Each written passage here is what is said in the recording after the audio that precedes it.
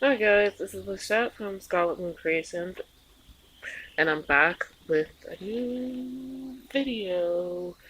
This is my deck study of the Afro-Brazilian Tarot deck video.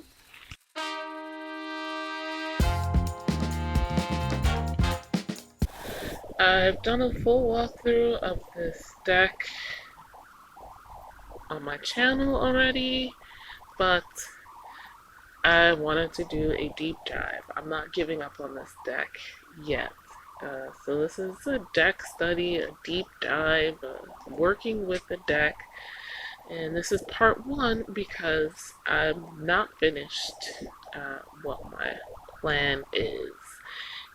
But I'll show you what I've worked so far, which is honestly stuff that I filmed earlier this year, back in February. I originally planned to kind of do this series and have like it be one video per deck, but in the wanting to have shorter videos, but also realizing that, hey, Lashette, you're not focusing on one deck long enough to do everything you really wanted in the study, so why not make it multiple videos per deck? So now that I've introed you the deck, let's look at and talk about the study I've done so far. So briefly I'll go over why I'm studying this deck or my frustrations with it. It was a random purchase and I thought I needed to spend a certain amount of money in a store, and it was the cheaper of the three decks I was looking at, all with some black diasporic focus. But yeah, I picked this one and didn't really think about how it being low scarabeo meant that the guidebook wouldn't really have any information, and it doesn't have any information really about candomblé, which I am almost completely unfamiliar with. So unfortunately, the artwork, while beautiful, is very much steeped in that practice and the culture of the people who practice this in Brazil. And so the minor arcana in particular are kind of unrecognizable to me as tarot and as candomblé. So what I want to do is study this deck and the things connected to it to figure out whether I really want to keep it or not. If I can study enough to use it. That being said, first off, I start with my deck studies, creating a junk journal for each deck, and sometimes a pouch or a wrap, but I think with this one I'll just stick with the junk journal for now since it's a newer deck. I sat thinking about what themes and artistic looks this deck has to help me decide how the junk journal will look. The point is to match the deck and to create my own sort of guidebook in the end. And I'll fill it with all the information that I gather either through research or intuitively that I get from the deck as a whole, with each suit and each card. So this guidebook, knowing that and knowing like I want a page for each card and things like that, I want it to be roughly 100 pages long, or I'll have a separate video or the making of this junk journal eventually, since it's not currently finished yet.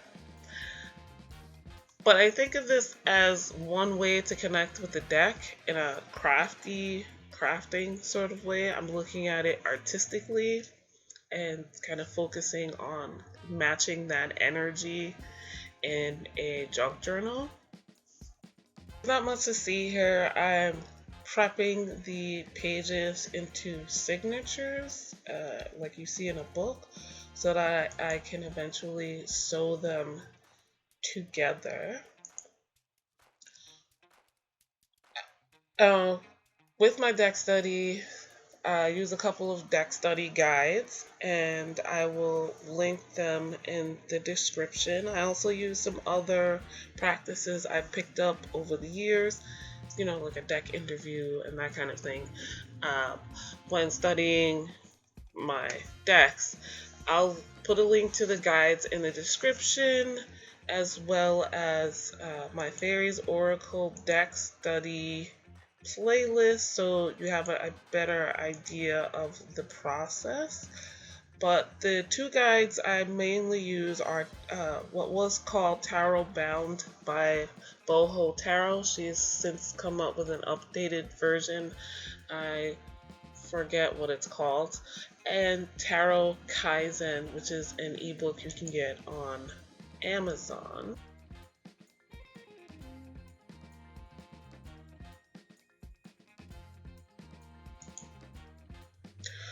After this, I decided to go to the Schomberg Center for Research in Black Culture in Harlem, and I sat with several books to get a better understanding of candomblé and how it can relate to these cards and to the tarot.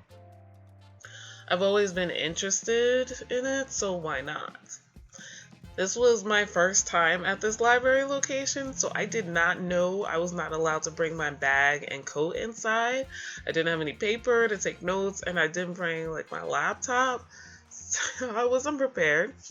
I looked up some books beforehand, but did look for more to request when I got there.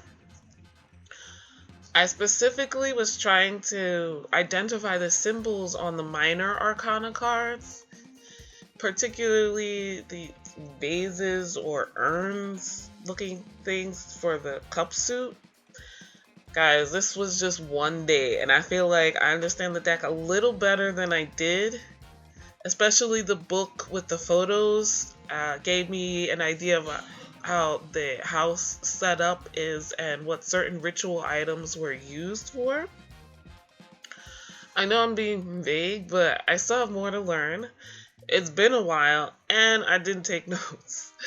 But after this visit, I felt more positive I could learn enough to work with this deck.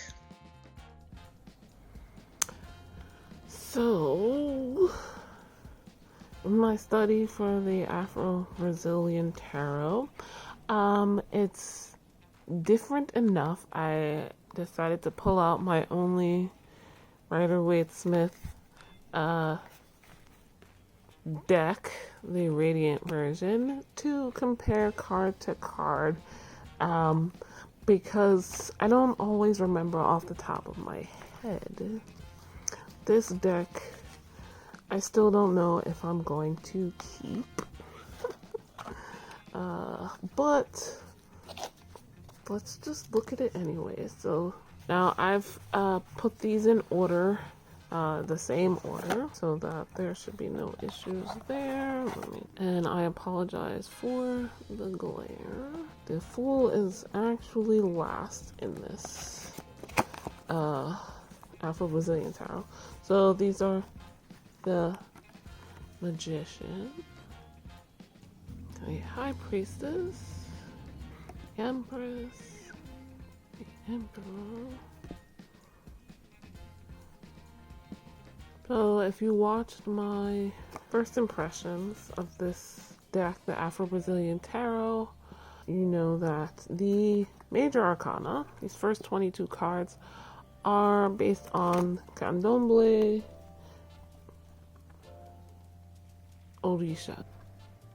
This one is similar to the back, so no, you're not seeing things. When I did my walkthrough, I was more confused and ignorant about the minor arcana. The minor arcana in the Little White Book don't really have any explanation. Well, that's okay in some more Western, white, closer to traditional Rider-Waite-Smith tarot decks, it's not so great here. In this one, because as you'll see soon, it shows them doing things that if you have no frame of reference for candomblé or African diasporic traditions, it can be confusing.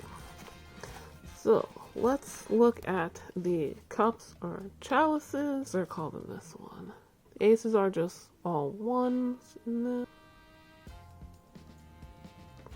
This is the suit in particular that really confused me.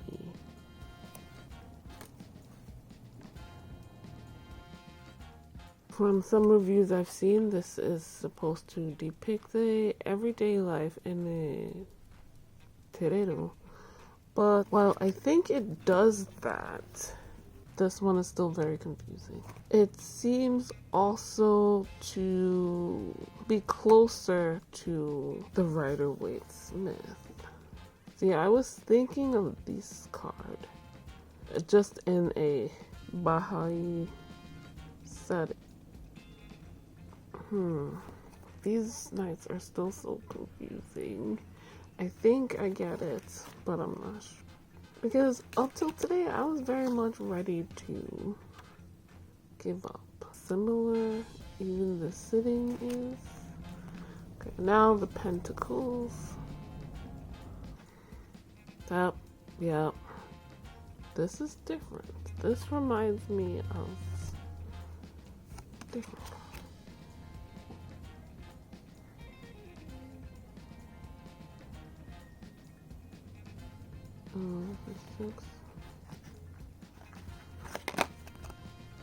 That's, these two are more similar to me, but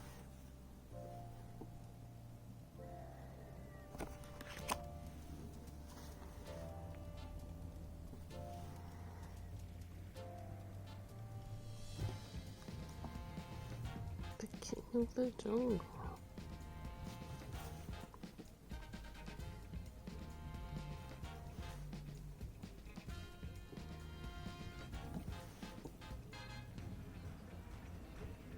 I think, like some other decks that are themed, that the court cards focus on specific orishas drawn from the major.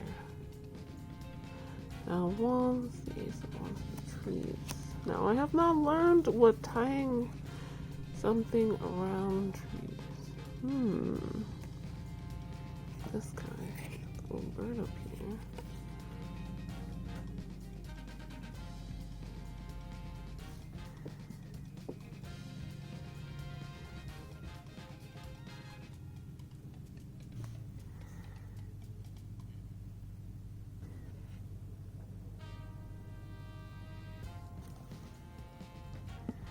This card is just as confusing, but it connects to this one better. I still have more to learn, definitely.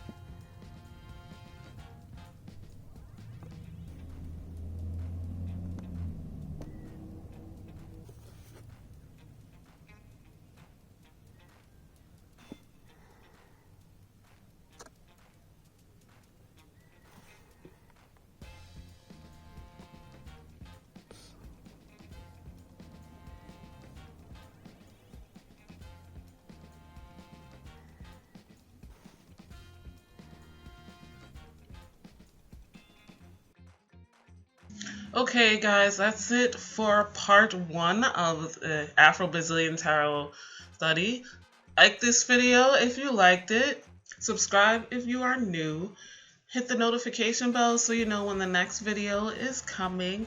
I'm not sure about when part 2 will come out, but I do have other decks I started to study. And of course, one more deck walkthrough. Links to everything I've mentioned in the description down below. I also linked are my social media accounts if you'd like to follow me on any of those. And a 10% off discount code to my Etsy shop where I offer tarot readings as well as bath and body products. Thank you guys so much for watching, and I'll see you in the next video. Bye!